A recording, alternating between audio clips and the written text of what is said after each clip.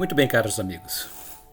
Como já é de praxe, estamos apresentando uma novidade para vocês em nossos estudos semanais da Escola Bíblica Dominical. Como venho falando anteriormente, tenho este livro, O Padrão Bíblico para a Família, que foi publicado no ano de 2010. E aqui tratamos de todos os assuntos de interesse da família cristã. E com base neste livro, nós elaboramos uma revista, um manual de estudo da Escola Bíblica Dominical, Vivendo o Padrão Bíblico para a Família. Por que digo que é uma surpresa? Porque são lições inéditas. Nunca foram publicadas. E por isso estou compartilhando com vocês cada uma das lições contidas aqui neste manual semanalmente. Hoje, a lição número 3, estaremos falando sobre o flerte e o namoro cristão. O texto áureo está lá na Epístola de Paulo aos Efésios, capítulo 4, versículo 17, que diz assim: Portanto, em nome do Senhor, eu digo e insisto no seguinte: não vivam mais como os pagãos, pois os pensamentos deles não têm valor. Neste capítulo 4 da Epístola de Paulo aos Efésios, ele adverte aos cristãos sobre a unidade e pureza da igreja. O estado de puro é uma das características que marca o cristão. É o tipo de qualidade tão indispensável quanto a unidade. E neste texto, Paulo faz uma admoestação, enfatizando a maneira de viver das pessoas. Ele chama a atenção para a inutilidade dos pensamentos dos pagãos, pois são obscurecidos de entendimento, vivem na ignorância, suas mentes são vazias e por isso o que pensam não tem valor. Esse modo de vida os tornam insensíveis, indisciplinados e impuros. A mudança da mente tem início com o arrependimento. O arrependimento inclui mudança do conceito dos valores relacionados à vida e aos propósitos. A admoestação de Paulo é: não vivam mais como os pagãos, pois os pensamentos deles não têm valor. E como verdade aplicada, nós dissemos que corromper os bons costumes é a ameaça à vida cristã saudável e denota um coração petrificado pelas más ações. E como objetivos desta nossa lição, um deles é explicar sobre o perigo de andar segundo o curso deste mundo. Ainda, mostrar que o cortejador considera a si como o centro das atenções tomando o lugar de Deus na sua vida. E conhecer as bênçãos oriundas das decisões corretas e o perigo das decisões erradas. E como textos de referência, escolhemos exatamente o capítulo 4 da Epístola de Paulo aos Efésios, versículos 18 a 24. E diz assim o verso 18: E a mente deles está na escuridão. Eles não têm parte na vida que Deus dá porque são completamente ignorantes e teimosos. Como é a maneira de viver dos pagãos? Eles vivem segundo a vaidade dos seus próprios pensamentos, diferentemente dos cristãos. Os pagãos vivem de convicções fúteis. Seu coração está cheio de orgulho. O homem que não conhece a Deus desconhece o mundo que o rodeia e não entende a si mesmo. Eles sabem quem Deus é, mas não lhe dão a glória que ele merece e não lhe são agradecidos.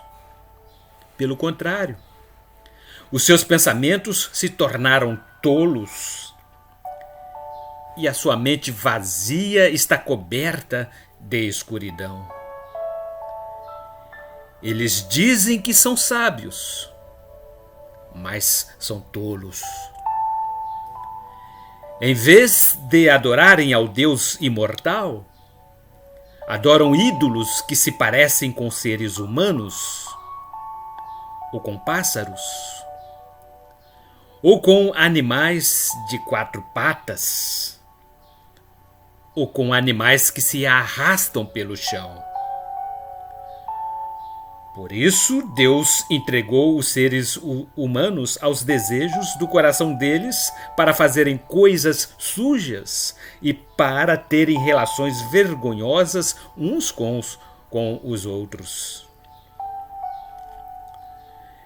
Eles trocam a verdade sobre Deus pela mentira e adoram e servem as coisas que Deus criou, em vez de adorarem e servirem o próprio Criador, que deve ser louvado para sempre. Amém. Carta de Paulo aos Romanos, capítulo 1, versículos 21 a 25. E o versículo 19 do nosso texto de referência diz: Eles perderam toda a vergonha e se entregaram totalmente aos vícios. Eles não têm nenhum controle e fazem todo tipo de coisas indecentes. Os pagãos levam a vida entregue a toda sorte de impureza. Eles não são capazes de conterem suas ações e procuram dar vazão aos seus desejos moralmente baixos. O coração que se tornou insensível leva-os ao estado de inteligibilidade mental e à insensibilidade da alma. É por isso que possuem uma vida desenfreada. Essa sensualidade exagerada vem do grego aselgia, que tem o sentido de dispor-se para qualquer tipo de prazer. O homem dominado pela aselgia não se preocupa com o que vão dizer a seu respeito, pois ele perde toda a decência e a vergonha. Entrega-se à avidez, cujo termo grego prenícia que significa avidez arrogante, desejo de possuir o que pertence ao seu próximo. Ele está pronto para prejudicar o outro a fim de satisfazer sua vontade repentina, como o desejo irresistível de possuir algo que não lhe pertence, seja sexo ou qualquer outra coisa. E o versículo 20, do capítulo 4, da carta aos Efésios, assim diz: mas não foi essa maneira de viver que vocês aprenderam como seguidores de Cristo. Paulo faz uma comparação entre a vida do injusto e a vida do justo, para estabelecer as respectivas diferenças. Ele contrasta ambos quando emprega a conjunção adversativa mas, que expressa ideia de contraste com o texto anterior. A ênfase que Paulo dá é novamente sobre a mentalidade ou a visão de mundo do homem justo, ou seja, ele aprende de Cristo. E o versículo 21, assim diz: com certeza vocês ouviram falar dele e, como seus seguidores, aprenderam a verdade que está em Jesus. Se de fato vocês ouviram falar de Cristo, aprenderam a verdade que está firmada nele e nela vocês foram instruídos. A verdade renova o espírito e traz novo entendimento. Da verdade procedem a justiça e a retidão que servem de vestimentas para o novo homem gerado segundo Deus. Adquirir conhecimento da verdade que está em Cristo significa estreitar o relacionamento com Ele e adquirir informações a seu respeito. É possível uma pessoa conhecer sobre Cristo e não estar salva. Qualquer leitor pode aprender sobre um escritor pelo fato de possuir livros de autoria dele. Todavia, ninguém pode aprender com o referido escritor se ele estiver morto. Como Jesus Cristo está vivo, qualquer pessoa pode aprender com Cristo. Cristo é o conteúdo desse ambiente de ensino e aprendizagem. Aprendemos de Cristo com o próprio Cristo, pois Ele também é o Mestre. Com certeza vocês ouviram falar dele. Do mesmo modo, Cristo é o ambiente. Aprenderam a verdade que está em Jesus. Quanto mais se toma conhecimento acerca da palavra de Deus, mais se conhece e se aconchega ao Filho de Deus. E no versículo 22 do nosso texto de referência, Paulo diz: portanto, abandonem a velha natureza de vocês, que fazia com que vocês vivessem uma vida de pecados e que estava sendo destruída pelos seus desejos enganosos. Aprender de Cristo sobre Cristo é abandonar a velha natureza introduzida nas entranhas do ser humano como se fosse uma roupa suja e velha que precisa ser trocada. Vestir-se como uma roupa nova, a nova humanidade criada na imagem de Deus. A conversão básica deve ser seguida pelo abandono da velha natureza, que fazia com que as pessoas vivessem uma vida de pecados e que estava sendo destruída pelos seus desejos enganosos. E Paulo continua no versículo 23. É preciso que o coração e a mente de vocês sejam completamente renovados. Torna-se em verdadeiro cristão e envolve mudança radical do modo de vida. É preciso que o coração sinta repúdio da vida de pecados de outrora. É necessário adotar um novo modelo de conduta para tornar a humanidade criada de novo. Paulo fala do contraste entre duas criaturas: o velho homem que se corrompe sempre, enquanto o novo ser é alguém criado segundo a vontade de Deus. O velho homem é dominado por paixões sem controle algum, ao passo que a nova criatura é gerada em justiça e retidão. Os desejos do coração do velho homem levam-o ao engano e ao pecado, ao passo que a justiça do novo fundamenta-se na verdade. O pagão perverte-se por causa do caráter fútil advindo da sua mente. Ao contrário, o cristão revitaliza suas forças por causa da renovação da sua mente.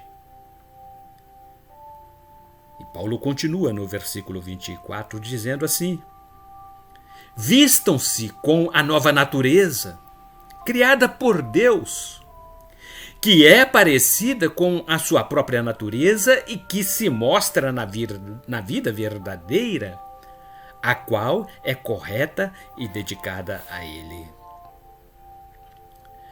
Tornar-se cristão envolve com a nova natureza criada por Deus, após tirar as roupagens velhas.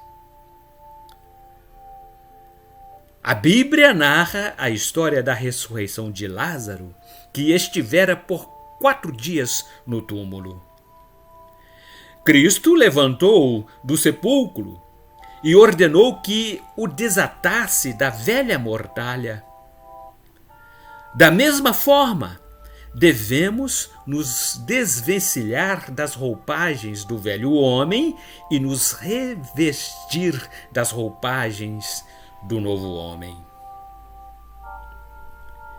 E como introdução dos nossos estudos desta lição número 3, eu escrevi que flertar é namoricar, é atrair alguém do sexo oposto sem empenhar-se com o dever do matrimônio, tendo-se por escopo o entretenimento passageiro. O cortejador considera-se o centro das atenções. Por isso vive a flertar, sempre fugindo de um compromisso sério. Estudaremos sobre os riscos inerentes ao namoradeiro, bem como as bênçãos que acompanham uma decisão tomada corretamente com fins de um relacionamento lícito. E no tópico primeiro, colocamos como título os perigos do flerte. A constância, ou melhor, a circunstância que prenuncia um prejuízo a alguém na condição de inocente nesse tipo de relacionamento é que a outra pessoa possa considerar o namorico como uma relação séria.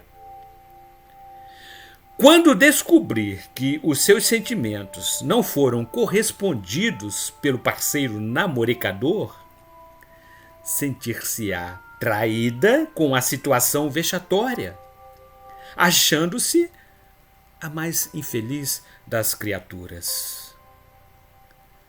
Entre os adolescentes predomina o flerte. Sentem prazer em ficar e depois abandonam o parceiro com a mesma facilidade que o abraçou. Não há texto bíblico que registre ou dê fundamento para a pessoa que possua o hábito de iludir uma mulher ou um homem através do flerte. Muito pelo contrário do que é propalado pelas novelas e nos shows populares. A Bíblia Sagrada narra o encontro de Jesus com a mulher adúltera. Esse fato serve de modelo tanto para homens ou mulheres. Viver com base na verdade é o maior desafio que o ser humano tem a enfrentar. Somente Jesus pode indicar o caminho, pois ele é a verdade que traz vida abundante. E o título do tópico 1.1, o flerte leva ao fracasso? As pessoas casadas que mantêm o hábito do flerte desde a juventude ainda existem. Os que se acostumarem com o flerte, mesmo casados, estarão prontos para se entregarem às atitudes de desregramento e aos sentimentos despertados pelos desejos carnais. E no tópico 1.2, demos por título: o flerte não possui a anuência de Deus. A vida cristã exige princípios éticos. Despojar-se da velha natureza simboliza uma metáfora aludida à mudança de vestuário, dando a entender o real sentido da transformação do caráter. O homem não regenerado faz referências à velha pessoa, cheia de vícios, de pecados e de corrupção. Quem pratica o flerte recebe em paga a devassidão, pois Deus não corrobora com o mesmo. E no tópico 1.3, demos por título: o flerte é um tipo de desobediência a Deus. Os pecados carnais são impulsionados por toda espécie de imoralidade. Vida devassa não combina com o cristão.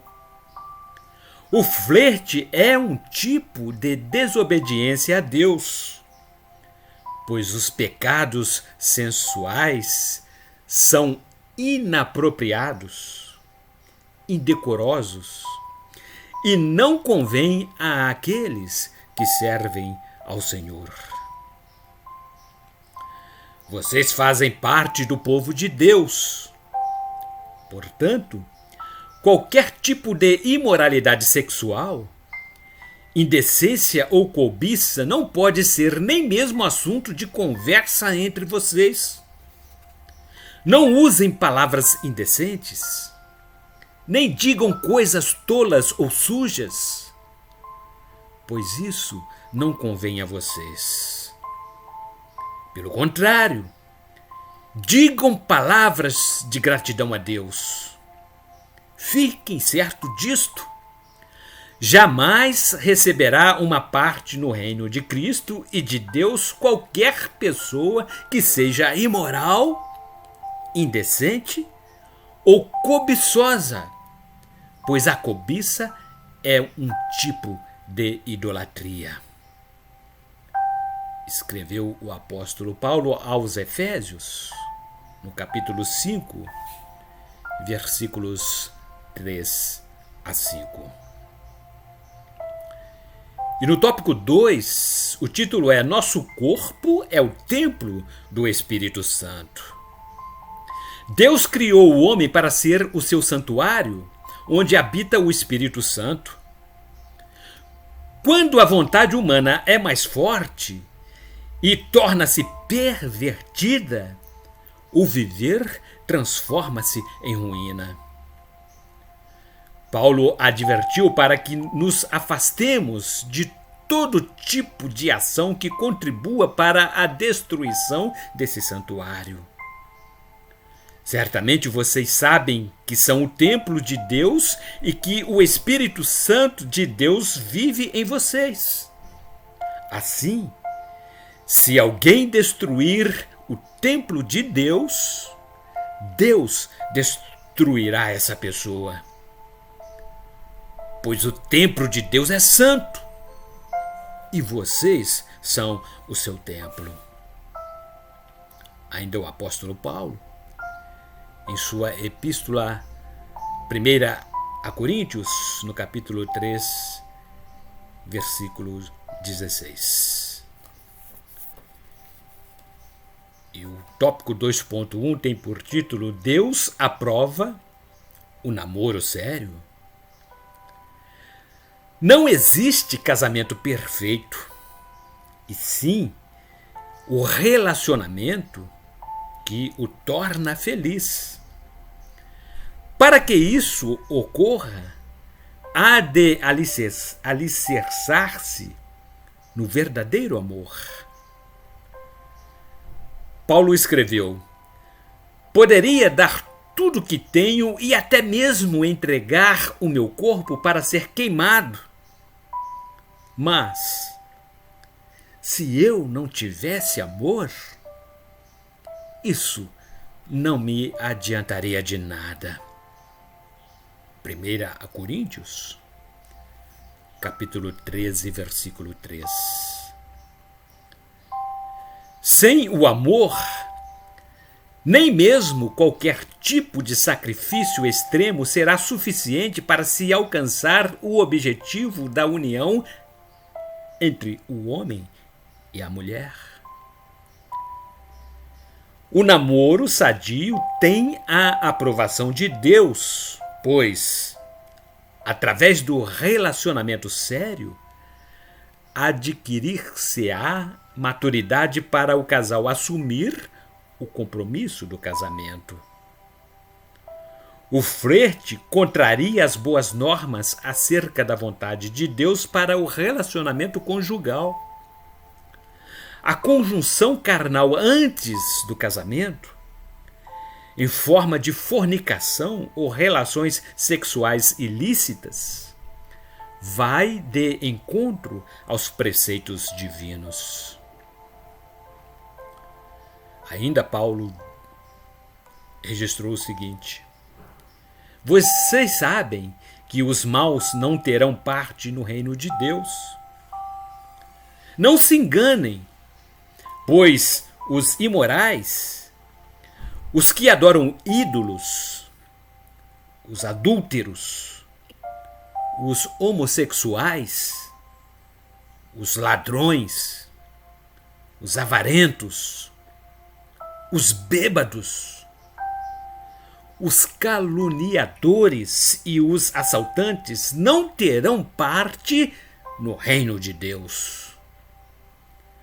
Alguns de vocês eram assim, mas foram lavados do pecado, separados para pertencer a Deus e aceitos por Ele por meio do Senhor Jesus Cristo e pelo Espírito do nosso Deus.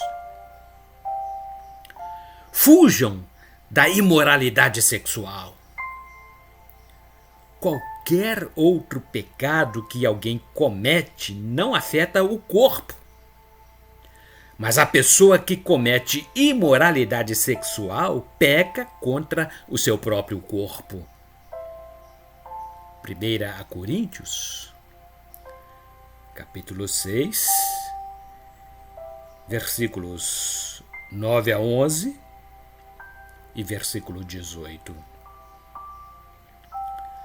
Toda união sexual exercida fora do tempo propende a trazer sérias consequências para o futuro compromisso.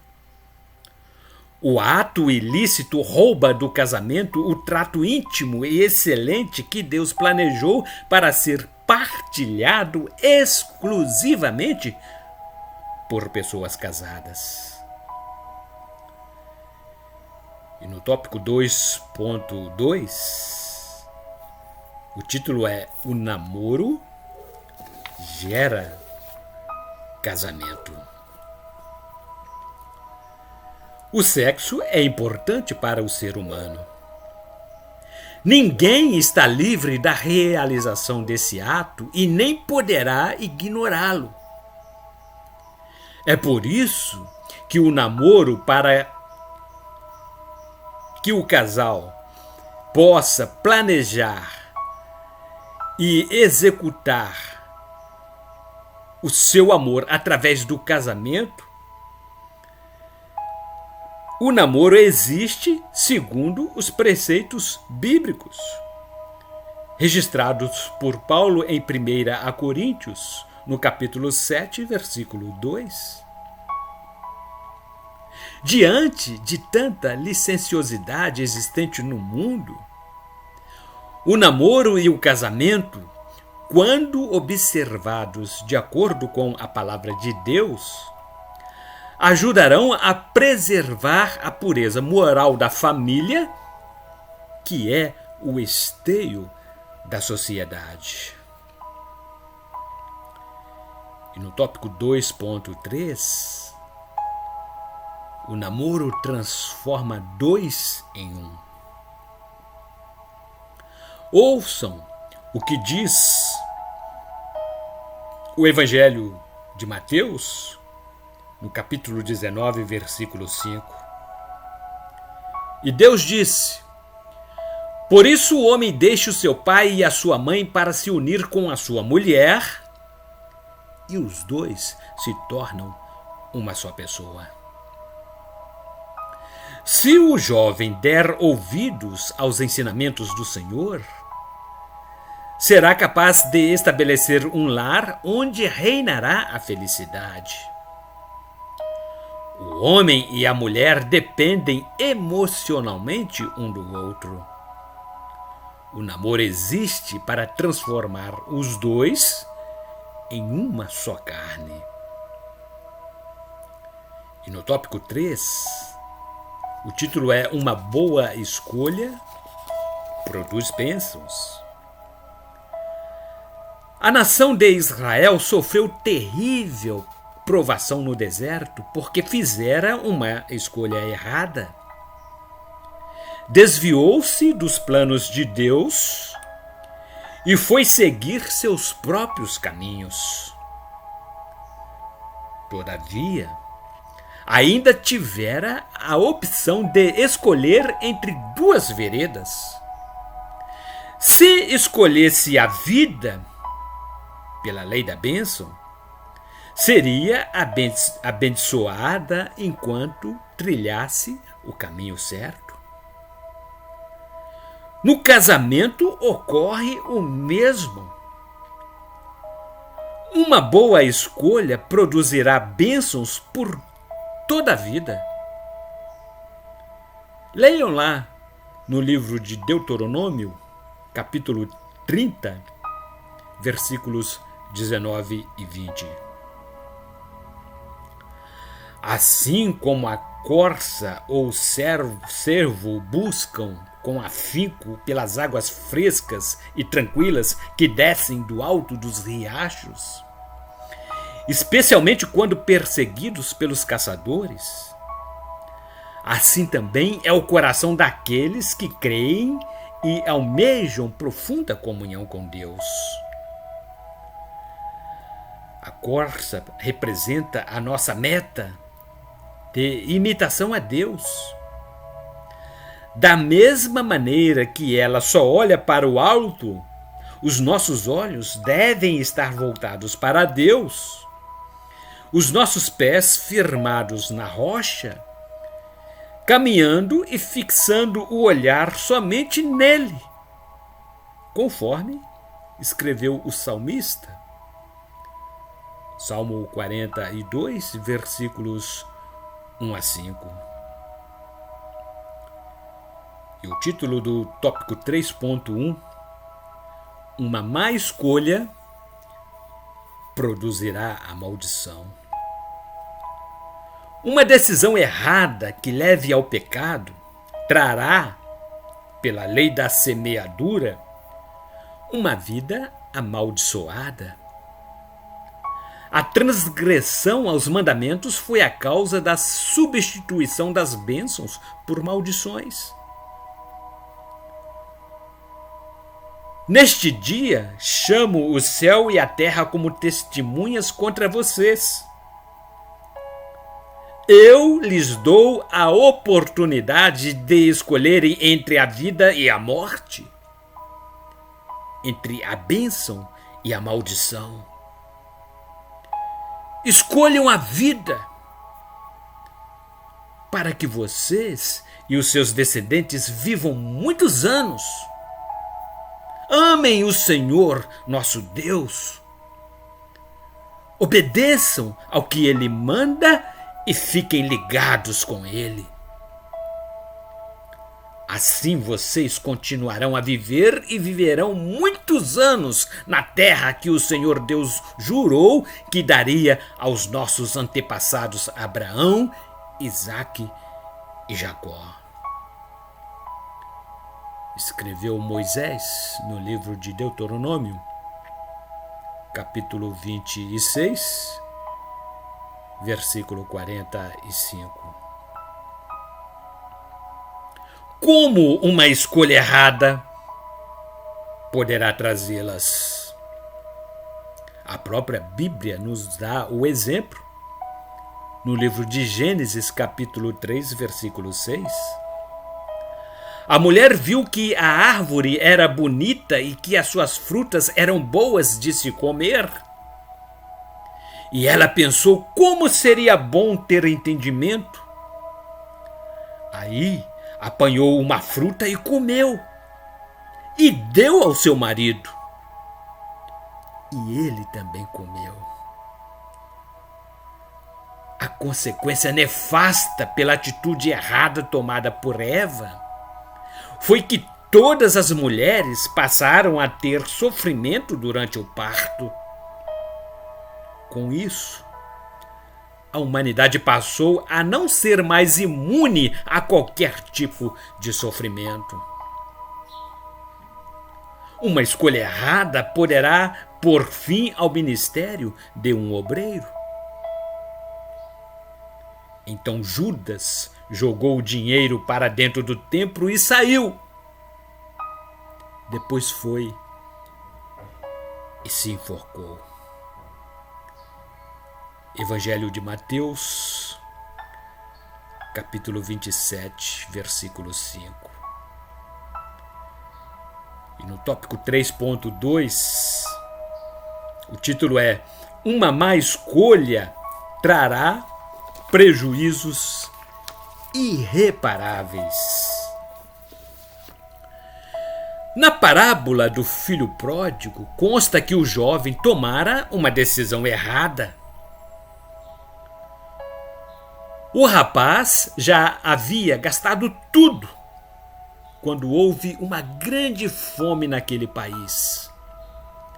E ele começou a passar necessidade. Evangelho de Lucas, capítulo 15, versículo 14. Uma escolha incorreta trará prejuízos irreparáveis. O jovem mais moço da parábola desperdiçou toda a sua herança. O esbanjamento das riquezas, armazenadas durante anos a fio por seu pai, foi impulsionado pelas paixões enlouquecidas, tão características da mocidade. Quanto sofrimento moral! E no tópico 3.3, o título é Como realizar uma boa escolha. Abraão buscou a direção de Deus ao enviar Eliezer com a tarefa de encontrar uma esposa para o seu filho. O Senhor, o Deus do céu, me tirou da casa do meu pai e da terra dos meus parentes e jurou que daria esta terra aos meus descendentes. Ele vai enviar o seu anjo para guiá-lo e assim você conseguirá arranjar uma mulher para o meu filho. Livro de Gênesis, capítulo 24, versículo 7. Preocupou-se para que a escolha fosse bem feita e não houvesse julgos desiguais entre o seu filho e a esposa. Vá até a minha terra e escolha no meio dos meus parentes uma esposa para Isaque. Livro de Gênesis, capítulo 24, versículo 4. Mundos hostis não podem harmonizar-se como num acorde de sons de instrumentos musicais de uma orquestra. Devemos ter em mente que não podemos errar e precisamos realizar uma boa escolha. E no tópico 4, o título é Como acertar no momento de tomar uma decisão. Toda decisão deve ter um objetivo.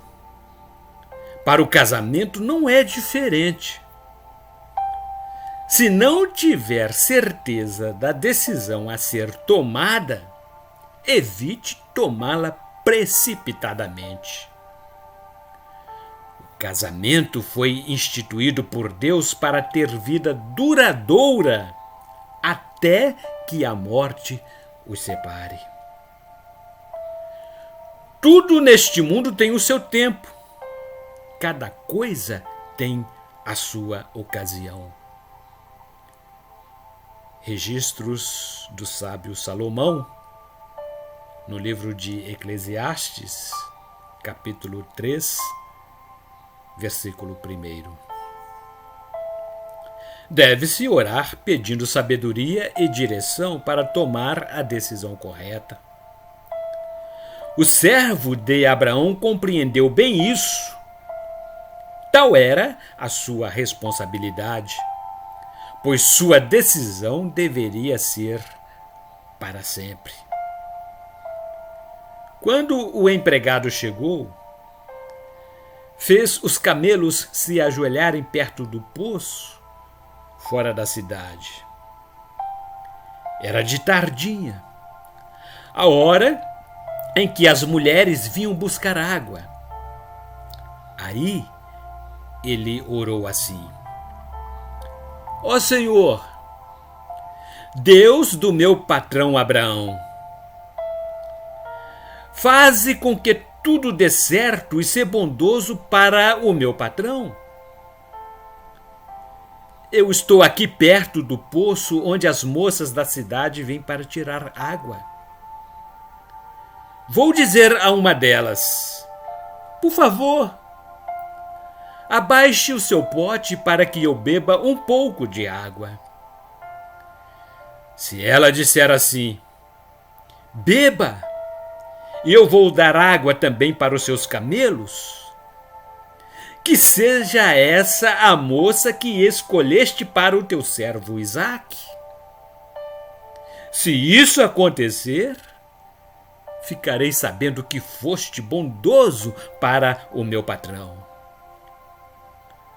Livro de Gênesis, capítulo 24, versículos 11 a 14. E no tópico 4.1, temos por título: José precisou tomar decisões acertadas. O vistoso José teve de reunir forças para resistir ao assédio sexual da mulher de Potifar. Uma decisão baseada na emoção e não na razão poderia ser-lhe fatal.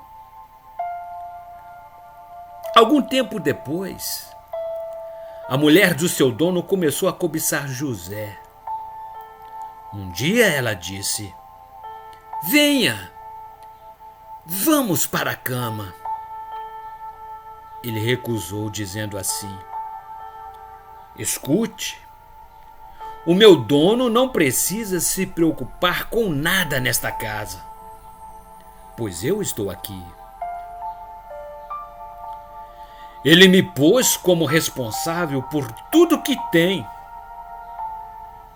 Nesta casa eu mando tanto quanto ele. Aqui eu posso ter o que quiser, menos a senhora, pois é mulher dele. Sendo assim, como poderia eu fazer uma coisa tão imoral e pecar contra Deus? Todos os dias ela insistia que ele fosse para a cama com ela. Mas José não concordou e também evitava estar perto dela. Mas um dia, como de costume, ele entrou na casa para fazer o seu trabalho e nenhum empregado estava ali. Então ela o agarrou pela capa e disse: venha, vamos para a cama. Mas ele escapou e correu para fora, deixando a capa nas mãos dela. Quando notou que, ao fugir, ele havia deixado a capa nas suas mãos. Livro de Gênesis, capítulo 39, versículos 7 a 13. Ninguém comete esse tipo de erro sozinho. Os percalços de um homem, quase sempre, aparecem acompanhados de alguma mulher. Deus estabeleceu as regras para o relacionamento entre o casal. Por isso, todo pecado o afeta diretamente. E no tópico 4.2, o título é Do Namoro aos Esponsais.